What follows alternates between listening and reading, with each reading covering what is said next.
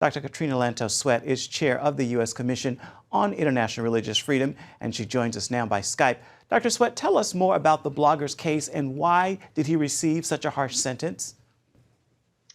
Well, Raif Badawi is really a reformer. Anybody who reads the posts that he put on his blog would see somebody seeking to move his society to a more tolerant, to a more open, and to a more secular place. Saudi Arabia is a country in which there is not a single house of worship for any other faith community, in which members of other faith communities have historically not been able to worship and gather together, and in which a particular very, very strict brand of Sunni Islam is enforced harshly across the country. And so his crimes were nothing more than exercising his fundamental international human rights to freedom of expression, freedom of speech, and advocacy for reform in the kingdom.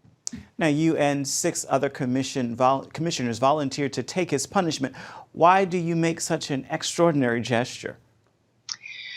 Well, each of us, and we were acting in our individual capacity, although we all happen to be commissioners of the Commission on International Religious Freedom, we felt that we wanted to do more than simply protest in words this very, very unjust punishment.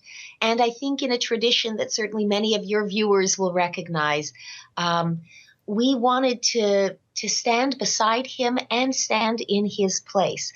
Now, we recognize that the odds of us being able to fulfill the pledge we made are very remote. I think it's, next to impossible that the Saudis would, in fact, permit us to take this punishment in his place. But I think for each of us that signed the letter, we felt very strongly that we should not sign it unless we were prepared to do it. And speaking for myself, I can tell you that it has renewed my sensitivity and my awareness of how terrifying it is for victims of human rights abuses anywhere in the world to be at the mercy of these autocratic dictatorial regimes that can trample on not only your rights and your freedoms, but can brutalize your physical personage as well at their whim. There is no recognizable rule of law, and how frightening that is. And so even though I work in the field of human rights all the time, this experience of signing this letter and thinking about what it might mean to take those blows in the place of Raif Badawi has deepened my sense of how vulnerable these victims are, and how we need to not just view them as causes in an abstract way, but we need to remember that these are real human beings suffering. Indeed they are. Now, we know every year the Commission publishes a report on the countries with the worst records when it comes to religious freedom. Where does Saudi Arabia stand on that list? Oh, well, Saudi Arabia, unfortunately, has been on the list of the worst abusers of religious freedom since our commission began issuing annual reports.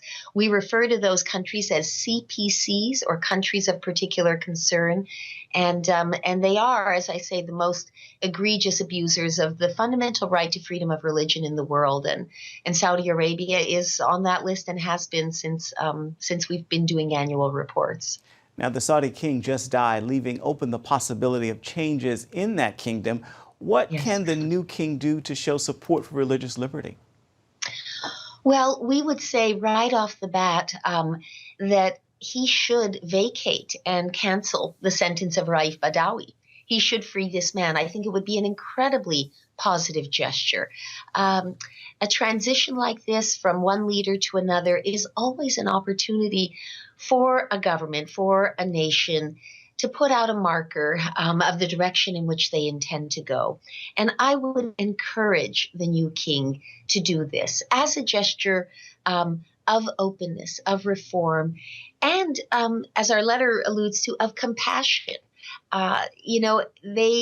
They clearly would be applauded for such a move, and it would be welcomed by people of goodwill everywhere. So we hope that there will be new openness, that there will be a move towards greater reform, and we think that this would be a perfect first act of compassion, an important signal of an intention to move down the road towards greater freedom and openness in the kingdom. Well, this is a time of transition in the kingdom. How can the U.S. influence the kingdom, you think, to make changes? Well, I think we can do it both openly and privately. I think that, and in the case of Raif Badawi, I want to point out that our State Department, that is often reluctant to criticize Saudi Arabia because they are an important ally in a very, very tumultuous region of the world, issued a strong statement condemning the sentence, and so we were pleased to see that. I think that now there is an opportunity, both through public diplomacy but also through back channels, for our government to exercise heavy pressure on the Saudi government to do the right thing in the case of Raif Badawi.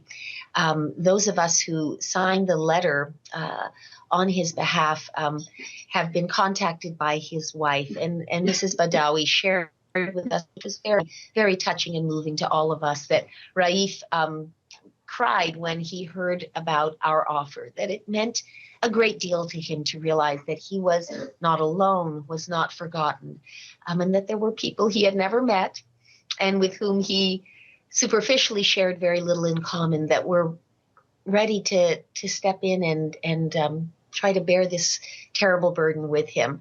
And I think that does underscore for all of us, for any of your listeners, that one of the things that each one of us can do is find avenues and means of sending that message that we stand with the victims of religious freedom abuses. We stand with Raif Badawi. And in line with your earlier question, what can we do? What can our government do? I would urge your listeners to do that time-honored American act of speaking out, and that is contact your congressman, contact your senator, contact the White House, express your desire for them to speak out and to put appropriate pressure on the Saudi government to release this man. Finally, most of our viewers are Christians. Can you take a moment to tell us the specific challenges Christians face in Saudi Arabia?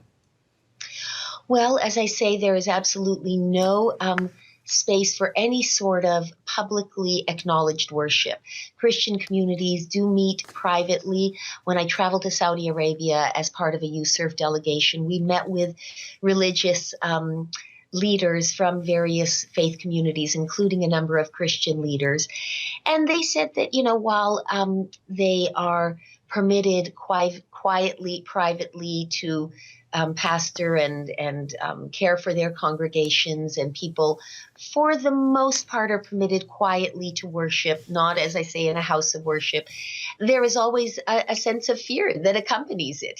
When they go to a meeting, there is always a little bit of concern that they might be harassed, that they might be threatened. There's a group, the Committee for the Promotion of Virtue and Suppression of Vice in Saudi Arabia, that has sometimes harassed churchgoers. Many of the expats who live in Saudi Arabia in large numbers and serve as the drivers and the construction workers and maids and cooks and nannies, many of them are themselves Christian, and some of them have experienced persecution by either their employers or by officers of the state as they try to simply live out their faith. So it is it's an untenable situation, really, and flies in the face of Saudi Arabia's international obligations to respect the freedom of religion, conscience, and belief for all the people and all the residents of the Kingdom of Saudi Arabia. So we really encourage the new king and the government in Saudi Arabia to continue down the road. There have, I think, in fairness, King Abdullah, who recently passed away, there were some small efforts, very, very small efforts that were made towards some liberalization.